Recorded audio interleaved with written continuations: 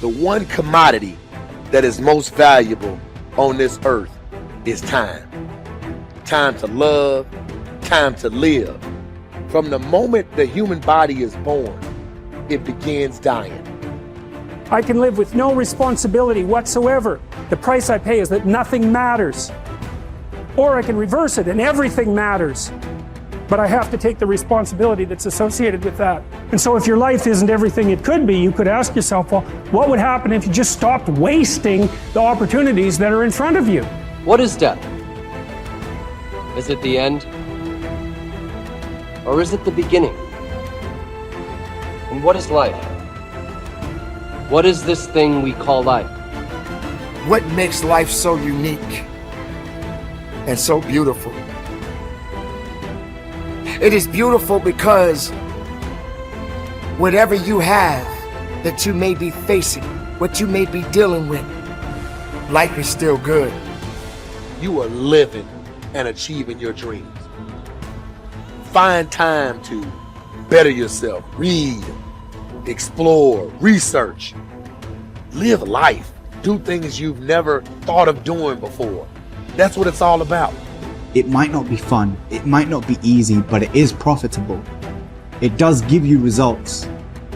Think about all of the great people that we admire in our society and the things that they must have had to go through in order to make it look effortless. And one day you're gonna be great, but you think you got time. You think you got time. AET 3 years from now, 5 years from now. I'm telling you, you deserve to be great now. And not only do you deserve to be great, there's some people in your life. You must be yourself if you want to experience your true purpose in life. If you're different, be different. Be different and do it with pride. If someone doesn't like it, if many people don't like it, who cares? Your life would feel better and richer if you had a goal, you chased that goal, you accomplished some things, and you would get this boost of confidence, you'd get this boost of self-esteem, like whatever it is that you're going to do. Learn from what you've just done, move forward. Learn from what you've just done, move forward. Repeat, repeat, repeat, all the way forward until one day you're going to get to the end of that tunnel and you're going to see the light. You need to take massive action. And if that doesn't work, try something else. If that doesn't work, try something else. Keep going with massive action and you will find the way because it will give you momentum. The time is now. The time is now to express and for people to believe in themselves. The time is now for it to be okay to be great. Listen to me, if you work for it, if you're willing to put in that sweat, that blood, and those tears, baby, I'm telling you, you can have what you want, be what you want, do what you want. Are you hearing me? And start now. Start believing, start dreaming, and create the life and the person that you really want to see. I think it's good to remember that if we just go along with the crowd, we won't wind up with much more than the wish that we could do it all over again, and as far as we know, you can't. If we want to amount to anything as individuals, we need individual goals, individual thinking, individual actions, and we must never conform to the big group. We must love them, we must help them, we must serve them, because our whole success will depend on our ability to do these things. But never lose our own individuality and our identity by permitting ourselves to become submerged in what has historically proved itself to be little more than a suffocating sea of indirection and purposelessness. If we want to emulate someone, fine, but let's be choosy in whose steps we follow. It's the only life we've got. And remember to think. Imagination is everything, and we can become what we can imagine. If you find yourself getting depressed and down at the mouth, as we all get once in a while, you might want to remember this quotation by Dean Briggs. He said, "Do your work. Not just your work and no more, but a little more for the lavishing's sake. That little more which is worth all the rest. And if you suffer as you must, and if you doubt as you must, do your work. Put your heart into it, and the sky will clear. And then out of your very doubt and suffering will be born the supreme joy of life." Believe it or not, in an age when we've come to nearly deify leisure time, we've almost lost sight of the fact that virtually all our satisfactions, rewards will come not from our leisure, but from our work. And don't forget the strangest secret. We become what we think about. But if you want to begin to move into your own personal greatness, If you want to begin to really enjoy a happy, successful, healthy life, you've got to be willing to go against the tide. You've got to be willing to harness your will and say, in spite of this, I'm in control here. I'm not going to let this get me down. I'm not going to let this destroy me. I'm coming back, and I'll be stronger and better because of it. You have got to make a declaration that this is what you stand for. You're standing up for your dreams. You're standing up for peace of mind. You're standing up for health. You want it, and you're going to go all out to have it. It's not going to be easy. When you want to change, it's not easy. If it were in fact easy, everybody would do it. But if you're serious, you'll go all out. So yes, I'm going to turn this situation around. I'm not going to sit back and moan and cry over what happened and what went wrong and who did what. I'm going to do something about this situation. The way to transform yourself is through your work. Now, I know this runs counter to our prevailing cultural prejudices. Work is too ugly, too boring, too vain. Self-transformation, we think, comes through a spiritual journey, therapy, a guru who tells us what to do, intense group experiences and social experiences and drugs.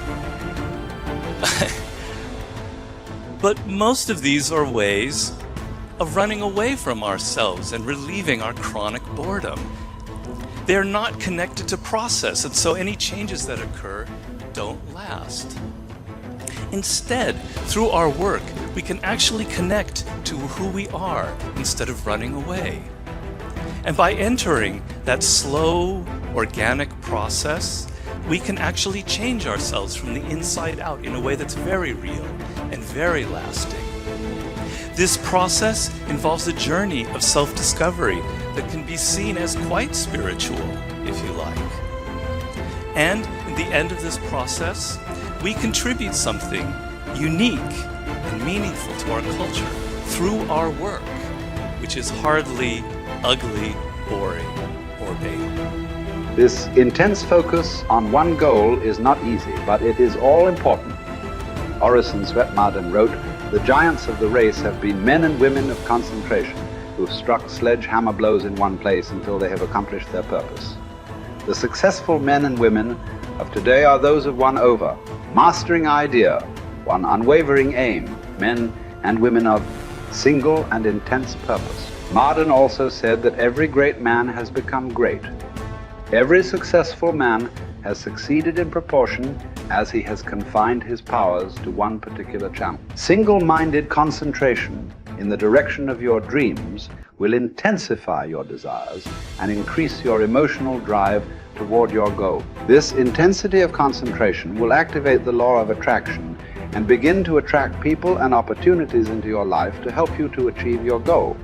The more you think about your goal, the more it will come to dominate and direct your life.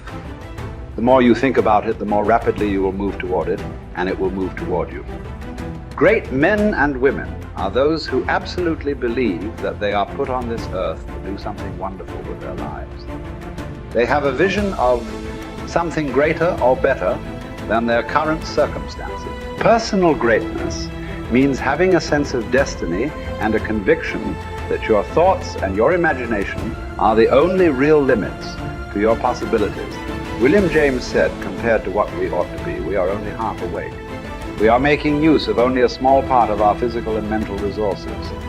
Stating the thing broadly, the human individual thus lives far within his limits. He possesses powers of various sorts which he habitually fails to use. The founder of Success magazine, Orison Swett Marden, once said, "There are powers inside of you, which if you could discover and use, would make of you everything you ever dreamed or imagined you could become."